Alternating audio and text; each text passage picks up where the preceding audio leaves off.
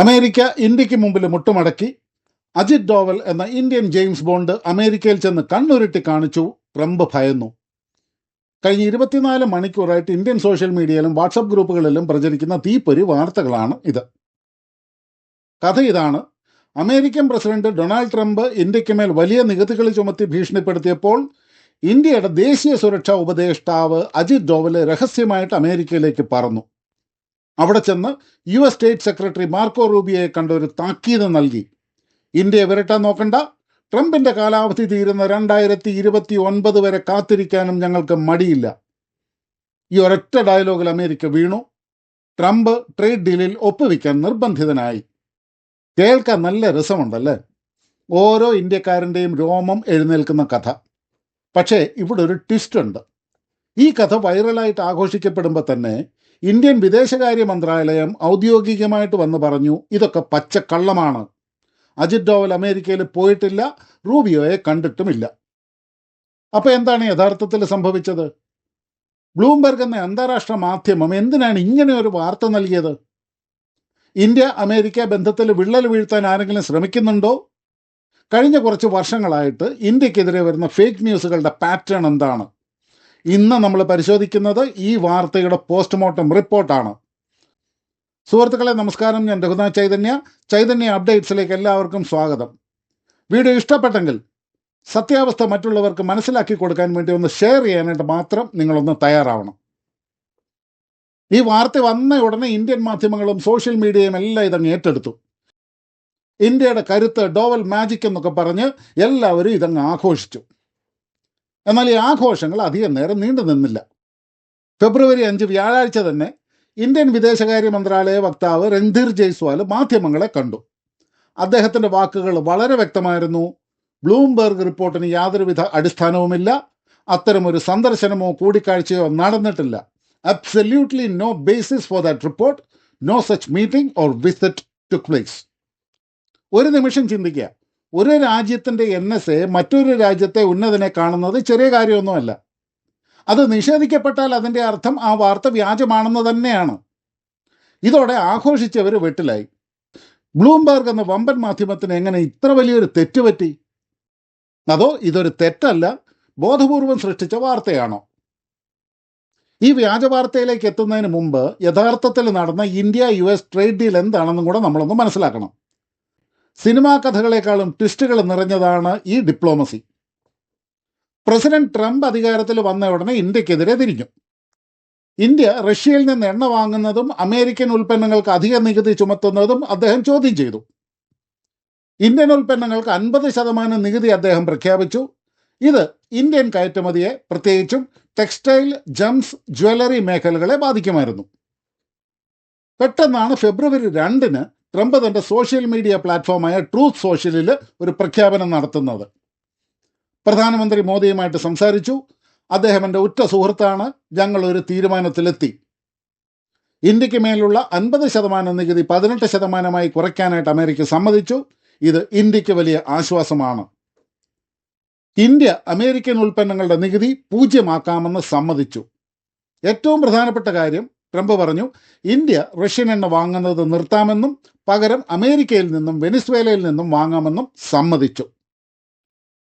പ്രധാനമന്ത്രി മോദി ട്രംപിന് നന്ദി പറഞ്ഞ് ട്വീറ്റ് ചെയ്തെങ്കിലും ഇന്ത്യ അമേരിക്കൻ ഉൽപ്പന്നങ്ങളുടെ നികുതി 0 സമ്മതിച്ചെന്നോ റഷ്യൻ എണ്ണ വാങ്ങുന്നത് പൂർണ്ണമായിട്ട് നിർത്താമെന്നോ അദ്ദേഹം എവിടെയും സ്ഥിരീകരിച്ചിട്ടില്ല.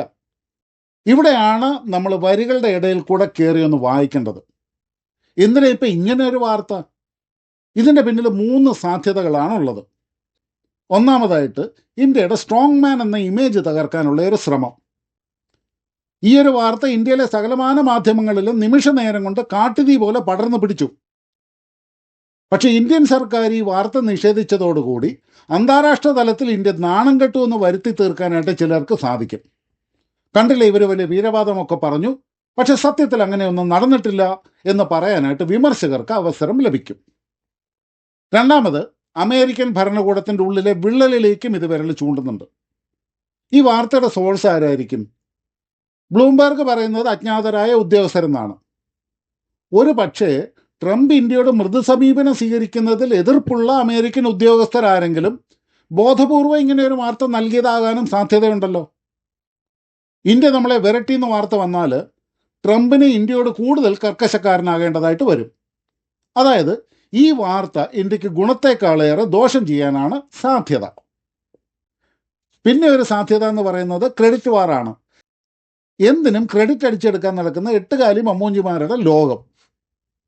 ട്രേഡ് ഡീൽ വിജയിച്ചത് ഭരണകർത്താക്കളുടെയും നയതന്ത്രജ്ഞരുടെയും ഒക്കെ വിജയമാണ്, അതിന് സംശയമൊന്നുമില്ല. എന്നാൽ അതൊരു വ്യക്തിയുടെ, അതായത് ഡോവലിൻ്റെ മാത്രം വിജയമായിട്ട് ചിത്രീകരിച്ച് മറ്റുദ്യോഗസ്ഥരെയും ഭരണതന്ത്രജ്ഞരെയും തഴയാനുള്ള ഏതെങ്കിലും PR ഏജൻസിയുടെ ശ്രമമാണോ എന്നും സംശയിക്കണം. പക്ഷെ മിനിസ്ട്രി ഓഫ് എക്സ്റ്റേണൽ അഫയേഴ്സ് തള്ളിക്കളഞ്ഞതോടുകൂടി ആ സാധ്യത മങ്ങിയിട്ടുണ്ട്. ഇപ്പോൾ ഇന്ത്യൻ രാഷ്ട്രീയത്തിൽ ഈ വിഷയത്തിൽ രണ്ട് തരം ആഖ്യാനങ്ങൾ ഓടുന്നുണ്ട്. നമുക്കവയിലെ ശരിയും തെറ്റും കൂടെ ഒന്ന് വേർതിരിക്കാം. ഒന്നാമതായിട്ട്, ഇന്ത്യ അമേരിക്കയെ വിരട്ടി വരുതിയിലാക്കി, മോദിയുടെ ഇന്ത്യയെ ആർക്കും തൊടാൻ പറ്റില്ല, ഡോവൽ അമേരിക്കയിൽ പോയി മാസ് കാണിച്ചു എന്നുള്ള വാർത്തകളൊക്കെ നമ്മൾ കാണുന്നുണ്ട്. MEA തന്നെ ഇത് നിഷേധിച്ചു എന്ന് മാത്രമല്ല, നയതന്ത്രം ഒരു സിനിമയല്ല, ഭീഷണിപ്പെടുത്തിയല്ല, മറിച്ച് വിട്ടുവീഴ്ചകളിലൂടെയാണ് ഡീലുകൾ നടക്കുന്നത്. 50% നികുതി 18% കുറഞ്ഞതൊരു നേട്ടം തന്നെയാണ്. പക്ഷേ ഇന്ത്യ റഷ്യൻ എണ്ണയുടെ കാര്യത്തിൽ വിട്ടുവീഴ്ചകളൊന്നും ചെയ്തിട്ടില്ല എന്നുള്ളത് ഇന്ത്യയും റഷ്യയും തറപ്പിച്ച് പറയുന്നുണ്ട്. അതുപോലെ തന്നെ കാർഷിക മേഖലയെ സമ്പൂർണ്ണമായിട്ടും സംരക്ഷിച്ചു എന്നും ഇന്ത്യയും അമേരിക്കയിലെ ചില ഏജൻസികളും പറയുന്നുണ്ട്. പിന്നെ രണ്ടാമത് വരുന്ന ഒരു നറേറ്റീവാണ് ഇന്ത്യ എല്ലാം അടിയറവ് വെച്ചു, ട്രംപിന് കീഴടങ്ങി, കോംപ്രമൈസ് ചെയ്തു എന്നല്ല. അതായത് ട്രംപിൻ്റെ ഭീഷണിക്ക് വഴങ്ങി ഇന്ത്യ റഷ്യൻ ബന്ധം ഉപേക്ഷിച്ചു, കർഷകരെ ദോഷകരമായിട്ട് ബാധിക്കുന്ന രീതിയിൽ അമേരിക്കൻ ഉൽപ്പന്നങ്ങൾക്ക് 0% നികുതിയാക്കി, അല്ലെങ്കിൽ നികുതി പൂർണ്ണമായിട്ടും ഒഴിവാക്കി എന്നെല്ലാമുള്ള നറേറ്റീവ്. ഇതും പൂർണ്ണമായിട്ട് ശരിയല്ല. ട്രംപ് 0 നികുതി എന്ന് പറഞ്ഞെങ്കിലും ഇന്ത്യയുടെ ഔദ്യോഗിക അറിയിപ്പുകളിൽ റെഡ്യൂസ്ഡ് താരിഫ് അല്ലെങ്കിൽ കുറഞ്ഞ നികുതി എന്ന് മാത്രമേ ഉള്ളൂ. ഈ നികുതി ഘടനയെക്കുറിച്ച് വിശദമായ ഒരു വീഡിയോ ഞാൻ ഇതിനു മുമ്പ് ചെയ്തിട്ടുണ്ടായിരുന്നു. അതിൻ്റെ ലിങ്ക് ഞാൻ ഇതിൻ്റെ അവസാനം നിങ്ങൾക്ക് വേണ്ടി ചേർക്കുകയും ചെയ്യാം. മൂന്നാമത്തെ നെറേറ്റീവാണ് പാശ്ചാത്യ മാധ്യമങ്ങളുടെ ഒരു ഗൂഢാലോചന. അതായത് ബ്ലൂംബർഗ്, റോയിട്ടേഴ്സ് തുടങ്ങിയവർ ഇന്ത്യ US ബന്ധം തകർക്കാനായിട്ട് നുണ പ്രചരിപ്പിക്കുന്നു എന്നൊരു നിരീക്ഷണവും കൂടിയുണ്ട്. ഇതിൽ കഴമ്പുണ്ട്. സമീപകാലത്തായിട്ട് ഇത്തരം മാധ്യമങ്ങളിൽ വന്ന പല വാർത്തകളും ഇന്ത്യ നിഷേധിച്ചിട്ടുണ്ട്. ഡോവൽ റൂബിയോ മീറ്റിംഗ് മാത്രമല്ല, കഴിഞ്ഞ 2-3 വർഷത്തിനിടെ ഇന്ത്യയെക്കുറിച്ച് അന്താരാഷ്ട്ര മാധ്യമങ്ങളിൽ വന്ന പല വാർത്തകളും പിന്നീട് വ്യാജമാണെന്ന് തെളിഞ്ഞിട്ടുണ്ട്. ബ്ലൂംബർഗ് തന്നെ റിപ്പോർട്ട് ചെയ്തിട്ടുണ്ടായിരുന്നല്ലോ, റഷ്യൻ എണ്ണ ടാങ്കറുകൾ റിലയൻസിന് എണ്ണ വിൽക്കാൻ ഗുജറാത്തിലേക്ക് വരുന്നു എന്നൊക്കെ. മണിക്കൂറുകൾക്കകം റിലയൻസ് ഇത് നിഷേധിച്ചു. ഞങ്ങൾ അത്തരം ഒരു ഇടപാടും നടത്തുന്നില്ല എന്നവർക്ക് പ്രസ് റിലീസ് വരെ ഇറക്കേണ്ടതായിട്ട് വന്നു. അതുപോലെ കഴിഞ്ഞ 2025 ഓഗസ്റ്റിൽ റോയിട്ടേഴ്സിൽ വന്ന ഒരു വാർത്തയല്ലേ, ഇന്ത്യ ഡിഫൻസ് ഡീലുകൾ ക്യാൻസൽ ചെയ്തു, അമേരിക്ക താരിഫ് കൂട്ടിയതിന് പ്രതികാരമായിട്ട് ഇന്ത്യ അമേരിക്കയുമായിട്ടുള്ള ഡ്രോൺ ഇടപാടുകളും മറ്റ് പ്രതിരോധ കരാറുകളും ഒക്കെ റദ്ദാക്കിയെന്ന് റോയിട്ടേഴ്സ് റിപ്പോർട്ട് ചെയ്തത്. ഇതും ഇന്ത്യൻ സർക്കാർ ഉടനെ തന്നെ നിഷേധിച്ചു. ചർച്ചകൾ തുടരുകയാണ്, ഒന്നും റദ്ദാക്കിയിട്ടില്ല എന്ന് സർക്കാർ വ്യക്തമാക്കിയിട്ടുമുണ്ട്. ഇതിൽ പലതിലും പേര് വെളിപ്പെടുത്താത്ത ഉദ്യോഗസ്ഥരെന്ന സോഴ്സാണ് ഉപയോഗിച്ചത്. നമ്മുടെയും ചില സോഷ്യൽ മീഡിയ മാധ്യമങ്ങൾ കള്ളം പറയാൻ വേണ്ടിയിട്ട് പേര് വെളിപ്പെടുത്താത്ത ഉദ്യോഗസ്ഥർ പറഞ്ഞു എന്നൊക്കെ പറയാറില്ലേ, അതുപോലെ തന്നെ ഇന്ത്യ കറാച്ചിയിൽ ആക്രമണം നടത്തി കറാച്ചിയെ സമ്പൂർണ്ണമായിട്ടും കത്തിച്ചു കളഞ്ഞു എന്നുള്ള ഫേക്ക് ന്യൂസ് പോലും ചിലർ പ്രചരിപ്പിച്ചു. ഓപ്പറേഷൻ സിന്ദൂർ നടന്ന സമയത്ത് 2025 മെയ് 7 റോയിട്ടേഴ്സ് ഒരു ബ്രേക്കിംഗ് ന്യൂസ് നൽകി. ഇന്ത്യൻ അധീനതയിലുള്ള കാശ്മീരിൽ 3 ഇന്ത്യൻ യുദ്ധവിമാനങ്ങൾ തകർന്നു വീണു, പൈലറ്റുമാരെ ആശുപത്രിയിൽ പ്രവേശിച്ചു എന്നൊക്കെ. ഇതിനവർ ഉദ്ധരിച്ചത് പ്രാദേശിക സർക്കാർ വൃത്തങ്ങളെ പോലുമായിരുന്നു. പിന്നീട് സത്യം ബോധ്യപ്പെട്ടപ്പോൾ റോയിട്ടേഴ്സിന് ആ വാർത്ത തിരുത്തേണ്ടതായിട്ട് വന്നു. പക്ഷെ അപ്പോഴത്തേനും പാകിസ്ഥാനും കുറേ ഇന്ത്യക്കാരും ആ വാർത്ത ഉപയോഗിച്ച് ലോകം മുഴുവൻ ഇന്ത്യ തോറ്റു ഒന്ന് പ്രചരിപ്പിച്ച് കഴിഞ്ഞിട്ടുണ്ടായിരുന്നു. ഇത് പാശ്ചാത്യ മാധ്യമങ്ങളുടെ ഒരു സ്ഥിരം പരിപാടിയാണ്. ഇന്ത്യൻ വൃത്തങ്ങൾ സമ്മതിച്ചു എന്ന വ്യാജ തലക്കെട്ടുമൊക്കെ കൊടുത്ത് നമ്മുടെ മനോവീര്യം തകർക്കാനും അതുപോലെ തന്നെ ഇവിടെ ആഭ്യന്തര പ്രശ്നങ്ങൾ ഉണ്ടാക്കാനും അവർ ശ്രമിക്കുന്നത് സ്ഥിരമായിട്ട് നമുക്ക് കാണാനായിട്ട് സാധിക്കുന്നുണ്ട്. മിക്കവാറും വാർത്തകൾ വരുന്നത് നിർണായകമായ സമയത്താണ്. ഇന്ത്യയും അമേരിക്കയും തമ്മിൽ ഒരു ഡീലിലേക്ക് അടുക്കുമ്പോൾ, അല്ലെങ്കിൽ ഇന്ത്യയുടെ നയതന്ത്രം വിജയിക്കുമ്പോൾ അതിൽ കരുനിഴൽ വീഴ്ത്തുന്ന തരത്തിലുള്ള വാർത്തകൾ വരുന്നുണ്ട്. ഇതൊരു സൈക്കോളജിക്കൽ വാർഫെയർ അല്ലെങ്കിൽ ഇൻഫർമേഷൻ വാർഫെയർ ആയിട്ട് വേണം നമ്മൾ കാണേണ്ടത്. ചുരുക്കത്തിൽ അജിത് ഡോവൽ അമേരിക്കയിൽ പോയി മാസ് ഡയലോഗ് അടിച്ചു എന്ന വാർത്ത കേൾക്കാനൊക്കെ സുഖമുള്ളതാണെങ്കിലും അത് സത്യമല്ല. ഇന്ത്യൻ വിദേശകാര്യ മന്ത്രാലയം തന്നെ അത് ശക്തമായിട്ട് തള്ളിക്കളഞ്ഞിട്ടുമുണ്ട്. ഇവിടെ നാം മനസ്സിലാക്കേണ്ട മറ്റൊരു സത്യമുണ്ട്. ഇന്ത്യ പഴയ ഇന്ത്യ അല്ല. 50% നികുതി ചുമത്തി ഇന്ത്യ വരട്ടാമെന്ന് ട്രംപ് കരുതിയെങ്കിലും 18% അദ്ദേഹത്തിന് ഇറങ്ങി വരേണ്ടതായിട്ട് വന്നു. അത് ഡോവൽ പോയി പറഞ്ഞതുകൊണ്ടാകണമെന്നൊന്നുമില്ല, മറിച്ച് ഇന്ത്യയുടെ വിപണി ശക്തിയും ജിയോ പൊളിറ്റിക്കൽ പ്രാധാന്യവും എല്ലാം കൊണ്ടാണ്. അന്താരാഷ്ട്ര മാധ്യമങ്ങളിൽ വരുന്ന ഓരോ വാർത്തയും കണ്ണടച്ച് വിശ്വസിക്കരുത്. സൂത്രധാരന്മാർ നൽകുന്ന വാർത്തകൾ പലപ്പോഴും ഏതെങ്കിലും അജണ്ടയുടെ ഭാഗമാകാൻ സാധ്യതയുണ്ട്. ഈ വിഷയത്തിൽ നിങ്ങളുടെ അഭിപ്രായം എന്താണ്?